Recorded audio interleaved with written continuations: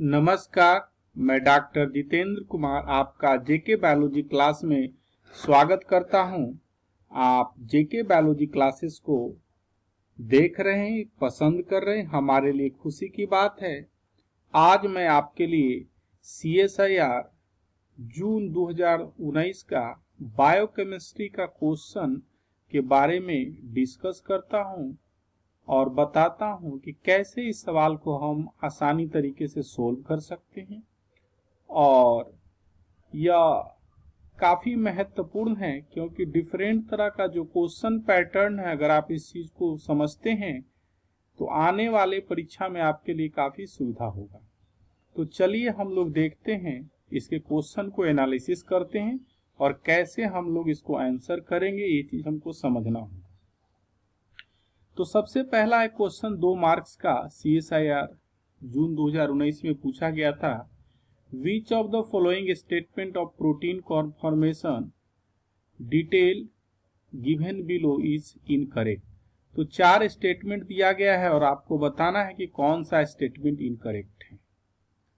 तो हम लोग देखते हैं क्या है कि पहला statement L amino acid can occur in type of beta turn where phi और साई आर बोथ पॉजिटिव। बिल्कुल सही है कि जब आपका बीटा टर्न है इस तरह के फाई और साई टर्न में, तो आपका जो एल एमिनो एसिड में बोथ पॉजिटिव होता है। दूसरी परिस्थिति है कि अगर peptide bond rich is unlikely to adopt alpha helix. बिल्कुल सही है कि अगर अल्फा हेलिक्स स्ट्रक्चर है तो उसमें जनरली प्रोलीन रिच नहीं होते हैं, क्योंकि प्रोलीन अनयूजुअल फोल्डिंग के लिए रिस्पॉन्सिबल होता है। साथ साथ ये प्रोलीन जो है हाई अमाउंट में बीटा टर्न में पाया जाता है। यह भी बिल्कुल सही है क्योंकि प्रोलीन जो है ट्विस्टिंग को आसानी से प्रमोट करता है, या प्रमोट करने या प्रोलीन जो है बीटा टर्न में काफी आसानी से प्रोलीन टर्न को प्रोवाइड करने में सक्षम है। अगला जो है डाइहाइड्रल एंगल फाई और साई ऑफ एमिनो एसिड और अनफोल्डेड आर एक्सक्लूसिव पॉजिटिव। ऐसा कोई जरूरी नहीं है कि फाई और साई का अनफोल्डेड स्ट्रक्चर क्या होगा, पॉजिटिव होगा या नेगेटिव होगा। हाँ, डाइहाइड्रल एंगल फोल्डेड प्रोटीन के लिए आप बता सकते हैं कि अगर अल्फा हेलिक्स क्या है, बीटा शीट क्या है और बीटा टर्न क्या है, तो क्या हो सकता है, किस परिस्थिति में कौन कौन पॉजिटिव और नेगेटिव एंगल में आप पॉजिटिव होगा या नेगेटिव होगा। आप इसके लिए रामाचंद्रन प्लॉट का वीडियो भी देख सकते हैं और आपको मालूम होगा कि फाई और साई का एंगल वैरी करने से, जैसे दोनों पॉजिटिव रहेगा तो आपका राइट हैंडेड रहेगा, दोनों नेगेटिव रहेगा तो लेफ्ट हैंडेड रहेगा। इसी तरीके से आप उसको डिटेल देख सकते हैं, क्योंकि ये सवाल यहाँ से काफी फ्रीक्वेंटली पूछे जाते हैं। आप कुछ भी अनफोल्डेड प्रोटीन के बारे में नहीं बता सकते हैं कि फाई और साई पॉजिटिव होगा, तो इसलिए इसका जो आंसर होगा इनकरेक्ट में ये 4th नंबर होगा। आगे हम सवाल को देखते हैं।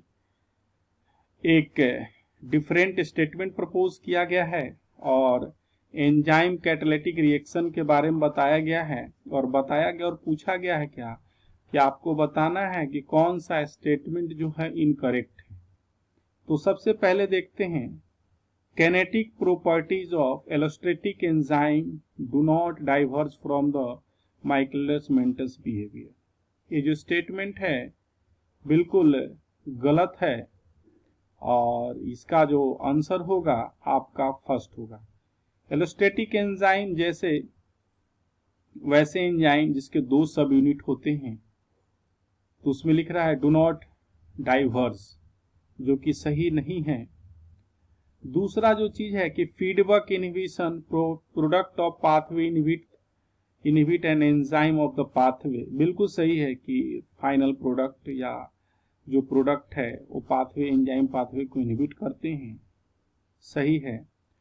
और antibody binds tightly analogue to transition state in intermediate state substrate to product, promote formation of product when analog of reaction added। बिल्कुल सही है कि अगर एनालॉग भी अगर आप उसको डालते हैं तो प्रोडक्ट मतलब का फॉर्मेशन होगा। अगला जो है स्टेटमेंट है के कैटालिस्ट 1.4 इंटू 10⁴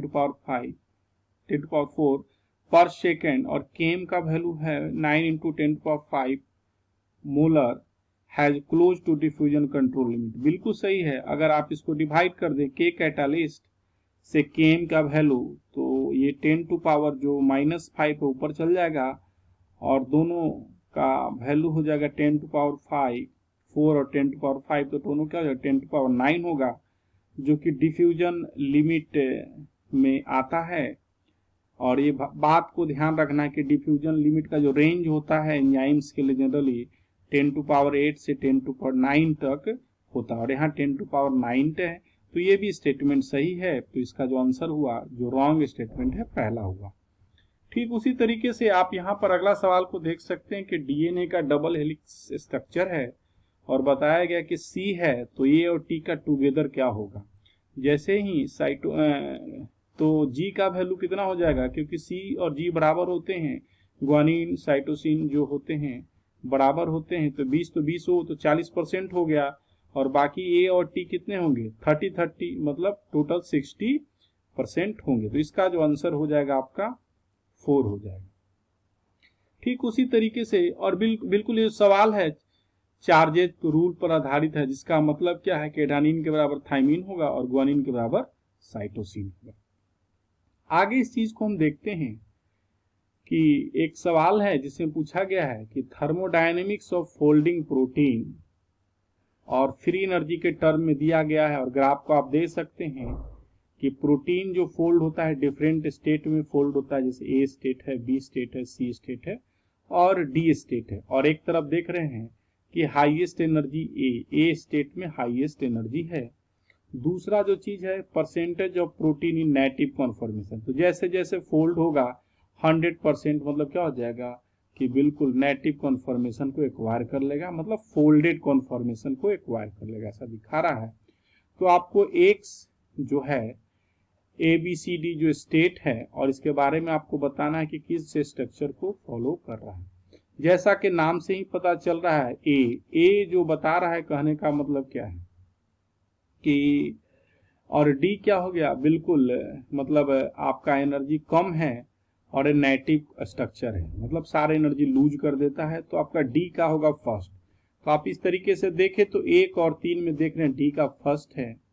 साथ साथ अगर ए स्ट्रक्चर की बात करें तो ये क्या है, अनफोल्डेड स्ट्रक्चर है जो कि हाईएस्ट एंट्रोपी कंटेन करेगा, और यहाँ देख सकते हैं कि ए के लिए सेकंड हो जाएगा, तो ए के लिए सेकंड हो जाएगा जो कि हाईएस्ट एंट्रोपी कंटेन किए हुए हैं। साथ ही साथ अगर आप बी की बात करें तो बी के लिए जो आपका करेक्ट आंसर हो जाएगा थर्ड, क्योंकि मोल्टन ग्लोब्यूल एक स्टेट है जिसमें क्या है, कुछ फोल्डेड होते हैं और कुछ अनफोल्डेड स्ट्रक्चर्स होते हैं। और आप अगर सी कॉन्फॉर्मेशन को देखेंगे तो आप पाएंगे कि यहाँ पर आप देख रहे हैं कि सी का जो होगा आंसर 4 होगा, क्योंकि ये डिस्क्रिमिनेट फोल्डिंग इंटरमीडिएट्स है, डिस्क्रिमिनेट फोल्डेड इंटरमीडिएट्स है। तो आप पाएंगे कि ये डिफरेंट तरह के स्ट्रक्चर के साथ डिफरेंट तरह के एनर्जी का कोरिलेशन के साथ साथ आपका डिफरेंट इंटरमीडिएट को रिप्रेजेंट करने का तरीका है। नेटिव जो हो गया आपका डी हो गया, और ये स्ट्रक्चर जो हाईएस्ट एंट्रोपी वाला हो गया, और बी जो हो गया आपका बिल्कुल मोल्टेन ग्लोब्यूल स्टेट हो गया, बी जो हो गया मोल्टेन ग्लोब्यूल स्टेट हो गया, और ये जो सी आपका इस तरीके से हुआ जो कि डिस्क्रिप्ट फोल्ड इंटरमीडिएट हुआ। तो अगर इस तरह को देखें तो इसका आंसर आपका क्या हो गया, 1 हो गया। ठीक उसी तरीके से एक और सवाल को देखते हैं। यहाँ पर बताया गया है कि pH 4 और pH 10 को अगर आप मिक्स करते हैं तो क्या फाइनल pH होगा। तो सबसे पहले इसको हम लोग कैसे निकालते हैं समझते हैं। आपको कुछ नहीं करना है, सबसे पहले दोनों के सॉल्यूशन का हाइड्रोजन कॉन्सेंट्रेशन निकालना है। तो जैसा 4 है pH तो 10⁻⁴ मोलर हाइड्रोजन कॉन्सेंट्रेशन। अगर आपका बी सॉल्यूशन pH 10 है तो 10⁻⁻10 मोलर। दोनों हाइड्रोजन आयन कॉन्सेंट्रेशन को जोड़ देंगे और 1 लीटर में कितना मौजूद है वही हमारा तो pH होगा। तो सबसे पहले हम निकालते हैं क्या है, तो दोनों टोटल हाइड्रोजन आयन कॉन्सेंट्रेशन को जोड़ने के लिए 10 टू पावर -4 और 10 टू पावर -10 को 2 से डिवाइड किए और 10 टू पावर 4 माइनस कॉमन लिए तो 1 प्लस 10 टू पावर -6 हुआ बटे 2। अब 1/2 का मतलब क्या होगा 0.5 गुने 10 टू पावर -4 और ये आपका ये है, या इसी को आप ऐसे भी लिख सकते हैं 0.5 गुने 10 टू पावर -4 और इसी को आपने एक्सप्रेस कर दिया सिंपल भाषा में पॉइंट के टर्म में लिखा। अगर आप इसको कैलकुलेट करते हैं तो 5 इंटू 10 टू पावर -4 और 1 तो गुना हो गया और फिर क्या फिर इससे गुना कर दिए इस पूरे टर्म को, तो आपको इस तरीके से गुना करके मिल गया। अब दोनों परिस्थिति में अगर आप 10 टू पावर -4 क्या कर लेते हैं कॉमन लेते हैं तो आपका ये दोनों एडिशन हो जाएगा, जोड़ के इस तरीके से आया। और इसको और फर्दर सिंप्लीफाई करते हैं तो 5 समथिंग आएगा 10 टू पावर -5 आ जाएगा। और इसका अगर आप लॉग लेते हैं तो -log5 और log 10 टू पावर -5 तो ये प्लस के टर्म में आ जाएगा। log 10 टू पावर का 5 होगा वैल्यू और ये जुट जाएगा और यह -log5 का जो वैल्यू आएगा 0.7 आएगा। तो इस तरीके से दोनों को कैलकुलेट करें तो 4.3 आ जाएगी। आगे हम देखते हैं कि एक और सवाल है बायोकेमिस्ट्री से जो स्ट्रक्चर बेस्ड सवाल है। क्या कहता है कि अगर प्रोटीन का कोई 100 रेसिड्यू है जिसका आप स्ट्रक्चर डिटरमाइन कर रहे हैं एक्सरे और एनएमआर से और फॉलोइंग ऑब्जर्वेशन आर पॉसिबल, तो उन्होंने एक स्टेटमेंट दिया है कि डाइहेड्रल एंगल डिटरमाइंड एक्सरे और इस तरीके से पूछा है कि आप बताइए कौन सा करेक्ट आंसर है। देखते हैं डाइहेड्रल एंगल के बारे में खूब अच्छी तरीके से जानते हैं कि अल्फा फाई और साई एंगल जो पेप्टाइड्स में पॉलीपेप्टाइड प्रोटीन में पाए जाते हैं वो डाइहेड्रल एंगल के नाम से जाने जाते हैं। तो एक्सरे और एनएमआर आइडेंटिकल, बिल्कुल सही है। आप किसी भी तरीके से स्ट्रक्चर को डिटरमाइन करें या एंगल को डिटरमाइन करें, एंगल चेंज नहीं होगा चाहे कितने भी मेथड से डिटरमाइन करें। सिमिलर तरह का जो एक लॉजिकल सवाल था पीछे 2017 में पूछा गया था 17 में कि आपका एक्सरे और एनएमआर से स्ट्रक्चर के तरह से सीडी के प्रोस्पेक्ट में पूछा गया था कि सीडी में अगर आपने रामाचंद्रन प्लॉट को देख रहे तो अल्फा हो रहा है और सीडी के देख रहे तो बीटा हो रहा है। तो ऐसा नहीं होगा, आप किसी भी मेथड कितने भी मेथड से करिए स्ट्रक्चर आपका उसका एक ही होगा। और देखिए दूसरा जो चीज, तो ये तो सही हुआ। दूसरा चीज क्या है कि beta turn can be determined only by NMR, ठीक है, ये ठीक नहीं है, ये सही नहीं है। Beta term more accurately determined by the from the x structure, ये भी ठीक नहीं है। और आप देख रहे हैं क्या कि dihedral angle determined by X ray structure will be more accurate, ये भी ठीक नहीं है। डाइहाइड्रल चाहे एनएमआर से भी दोनों एक ही होगा, मतलब ये सही है।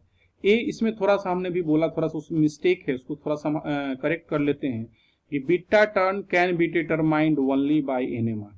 बीटा टर्न को आप आसानी से है ना डिटरमाइन कर सकते हो ओनली बाय एनएमआर। तो आप इस तरीके से देखें तो ए और सी जो है आपका करेक्ट आंसर हुआ और इसका ऑप्शन 1 जो हुआ सही हुआ।